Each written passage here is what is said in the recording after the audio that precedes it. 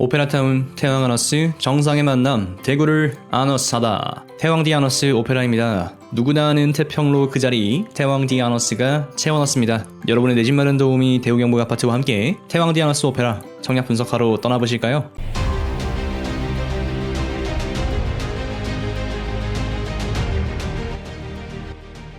태왕디 아너스 오페라는 대우광역시 북구 고성동 1가 162-11번지 1원에 532세대 규모로 공급이 됩니다. 모집 공고는 6월 30일에 나왔는데요. 평면도와 공개가 늦어지면서 분석 영상 업로드가 늦어졌고요. 다 채워졌으니까 이제 분석해야죠. 특별 공급은 7월 12일부터 진행이 되고요. 1순위는 2021년 7월 13일에서 7월 14일, 양일 동안 2순위는 7월 15일까지 진행되겠습니다. 당첨자 발표일은 2021년 7월 21일이고요. 청약 과열 지역이네요. 84부터 121일까지 공급이 됩니다. 입주 예정월은 2025년 7월이 되겠습니다. 주식회사 태왕 ENC에서 시공합니다.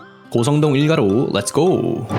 대구분들이라면 누구나 아는 태평로 오페라 그 자리입니다. 이제 자리를 거의 다 채웠다라고 보시면 되겠죠. 태평로 일대가 천지개벽, 상점벽해 할 날이 다가옵니다. 대구역, 원대역, 서대구역까지 이어지는 이 라인, 그리고 원대역이 지하화되어서 아름답게 이루어진다면 양옆으로 마천루가 가득한 이 스카이라인, 신축단지의 규모가 상당히 기대가 되죠.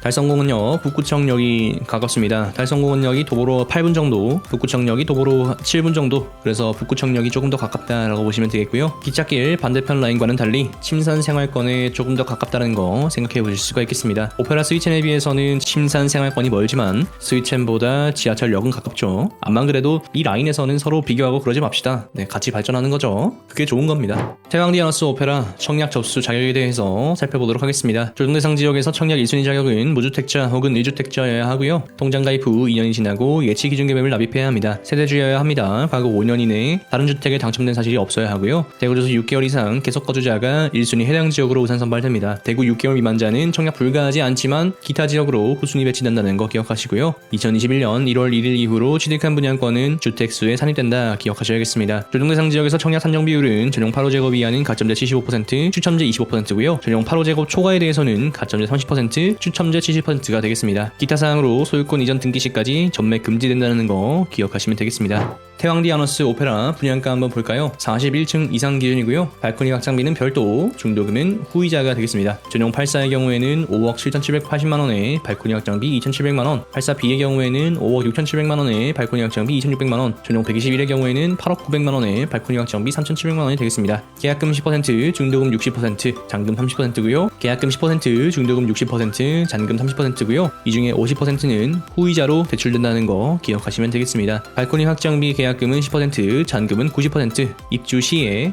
납부하시면 되겠고요. 84 당첨 시 계약금 10%, 중도금 잔압 10%, 발코니 계약금 10% 해서 1억 1,826만원 필요하시겠고요. 121 당첨 시에는 계약금 10%, 중도금 10%, 발코니 계약금 10% 해서 1억 6,550만원 필요하시겠습니다. 엄청 저렴한 건 아니지만 분양가는 양호하다라는 생각이 들고요. 분양가만으로 비교했을 때는 오페라 스위첸이 5억 7천만원, 대구의 힐스테이트 오페라가 5억 8천만원, 힐스테이트 달성공원이 6억 3천만원이었습니다. 그러니까 비교 입지 대비해서 양호한 분양가가 되겠고요. 이러나 저러나 6억 원까지는 생각하셔야 된다는 거, 이러나 저러나 6억 원은 생각하셔야 된다는 거 확인하실 수 있겠습니다. 대형의 가격이 좀 마음에 드는 것 같아요. 메리트가 있을 수 있겠죠? 비교 입지 한번 살펴보겠습니다. 힐스테이트 도원 센트럴 되겠습니다. 2024년 2월에 준공이 됩니다. 여기는 대형 면적이 있다는 점에서 메리트가 있는 단지가 되겠죠. 현재 전용 107이 매매가가 11억 4천에서 12억 9천 형성되어 있는 것을 확인할 수가 있고요. 대략 10억에서 11억 선, 11억 후반선까지 형성이 되어 있는 것을 확인할 수가 있겠습니다. 현재 실거래가는 9억 원을 현재 넘긴 상태네요. 요거는 호가와 실거래가의 갭이 좀 있구나 확인해 볼 수가 있겠고요. 우리의 비교 대상은 84가 되죠. 84의 경우에 현재 7억 후반선까지 형성되어 있는 것을 확인할 수가 있겠습니다. 실거래가는 6억 후반까지 찍혀 있네요. 기찻길 건너 힐스테이트 대구역 오페라 되겠고요. 여기는 100일 기준으로 8억 5천에서 9억 원 선 형성이 되어 있고요. 84 기준으로는 7억 초반에서 7억 중반 선까지 형성이 되어 있다 확인할 수가 있겠습니다.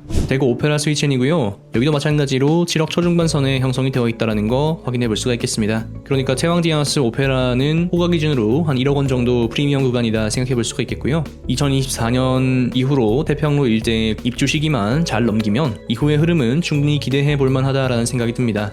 공급 앞에 장사 없다고 하죠. 그럼에도 태평로 일대가 브랜드 대단지로 변화가 생기면 여기를 찾아오시는 분들이 생기지 않을까, 주위의 수요들을 흡수할 수 있지 않을까 생각이 들고요.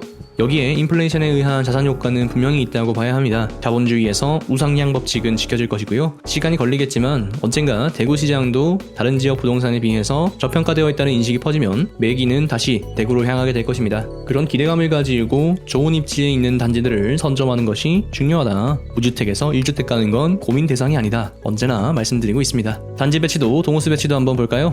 84와 121까지 되겠습니다. 84는 대부분 남동 남서 배치가 되겠고요. 121의 경우에는 거의 정남향에 가깝다 생각해 볼 수가 있겠습니다. 84A 중에서는 동양 배치가 한 곳이 있죠. 1호 라인이 동양이 되고요. 3호 라인은 남향이 되니까 103동 3호 라인도 상당히 좋을 것 같다 생각이 듭니다. 현재로서는 기차가 왔다 갔다 하지만 원대역으로 바뀌게 되면 여기는 이제 조용해지겠죠. 121 타입이 남향의 대형이기 때문에 인기가 좀 있지 않을까 생각이 듭니다. 평면도에서 한 번 더 확인해 보면 되겠고요. 84A는 판상형, 84B는 타워형이 되겠습니다. 선호도는 판상형이 훨씬 좋죠. 타워형도 세련되고 좋긴 한데 아직까지는 사람 마음이라는 게 그렇습니다. 스카이라인 마천루라는 말이 여기에 적용이 됩니다. 49층 초고층이 되겠습니다. 얼른 지어지면은 태평로 일대 구경을 좀 가고 싶네요. 여기도 마찬가지로 단지 배치도를 지도에 넣어 보았고요. 이런 식으로 배치가 되겠다 생각해 볼 수가 있겠습니다. 전반적으로 배치나 구성이 잘 되어 있어서 태왕디아너스 오페라도 기대해 볼 만하지 않을까 생각이 듭니다. 자, 그럼 평면도 한번 볼까요? 84A입니다. 총 532세대 중에서 268세대 공급을 담당하고 있고요. 남동 남서와 남향 동향으로 배치되어 있다는 거 기억하시면 되겠습니다. 여러분 딱 보시면은 뭐가 눈에 제일 가장 들어오시나요? 저는 뭐니 해도 이 주방 팬트리가 눈에 확 들어옵니다. 야, 구조도 참 잘 뽑았다 생각이 듭니다. 드레스룸도 그런대로 넓게 형성이 되어 있죠. 침실 3은 붙박이장이 무상으로 들어간다는 거 보시면 되겠고요. 침실 2는 붙박이장이 유상 옵션이네요. 자, 알파룸 대신에 팬트리를 획기적으로 집어넣었다 확인하실 수가 있겠습니다. 84A는 4베이 판상형, 84B는 178세대에 공급이 됩니다. 타워형 구조가 되겠죠. 여기는 작은 방에도 팬트리, 복도 팬트리, 현관 팬트리, 안방에 드레스룸 이렇게 형성이 되어 있는 것을 확인할 수가 있고요. 그래, 타워형이 이 정도 수납은 돼야, 그죠? 매트가 있죠? 거실 넓고 주방도 넓고 이것이 바로 타워형의 장점이다 생각해 보실 수가 있겠습니다. 구성이 이렇게 이루어진다는 거 확인해 보실 수가 있겠죠. 드레스룸과 욕실의 위치가 바뀐 것 같긴 하지만 뭐 그래도 이 정도면은 이해해 줍시다.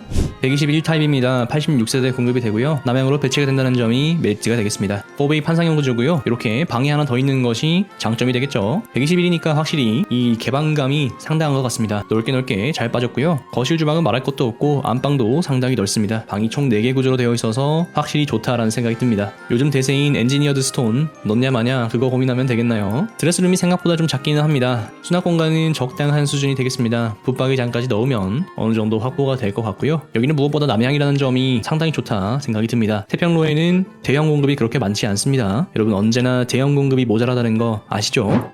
일상 청약 경쟁률입니다. 84A, 121, 84B로 진행이 될 것 같습니다. 태왕이 선방했습니다. 힐스테이트가 좀 많은 것 같지만 태평로 전체에 대해서 그렇게 빠지는 아파트는 없다라는 생각이 들고요. 84A가 상당히 금액적인 메리트가 있기 때문에 수요자들이 모일 것 같다라는 생각이 듭니다. 마천루 색깔이 확실한 단지니까 어느 정도 들어와주지 않을까 생각이 들고요. 여유가 되신다면 대형을 눌러보시는 것이 좋겠습니다. 사실 저는 대형 평수에 청약하는 게 가장 메리트가 있지 않나 이런 생각이 좀 듭니다. 준공 시기가 다른 단지보다 늦으니까 시세를 보고 2024년 입주장의 시세를 보고 대응할 수 있는 점이 장점이 되지 않을까 싶고요. 이 가격 흐름이라는 게 운도 어느 정도 따라줘야 하는 거 아닌가 생각이 듭니다. 초기에 태평로 불장이 예상될 때 분양가를 높게 분양한 시공사가 제일 이득을 봤을지 아니면 초기 당첨자나 분양권을 홀드하신 분들이 제일 이득을 봤을지 대구 분양시장 분위기가 약해지면서 분양가가 지금처럼 살짝 눌렸을 때 당첨되시는 분들이 이득을 보게 될지가 관전 포인트가 되겠고요. 모두 태평로에서 행복한 결말을 맞이하게 될지 흥미로운 대목이 되겠습니다. 대구 시민으로서 태평로 일대가 이렇게 상점벽해 하는 것은 좋아해야 할 일이 아닌가 생각이 들고요. 랜드마크 역할도 충분히 할 수 있을 것이다 생각해 볼 수가 있겠습니다. 여러분도 저와 같은 생각이실까요? 분석 영상이 도움이 되셨다면 구독은 알아서 해주시고 좋아요 잊지 말고 부탁드립니다. 대우경북 아파트는 여러분이 청약 당첨, 내 집 마련되시는 그날까지 계속해서 분석하도록 하겠습니다. 시청해주셔서 감사합니다. 여러분에게 행복과 행운이 가득하시기를 기원합니다.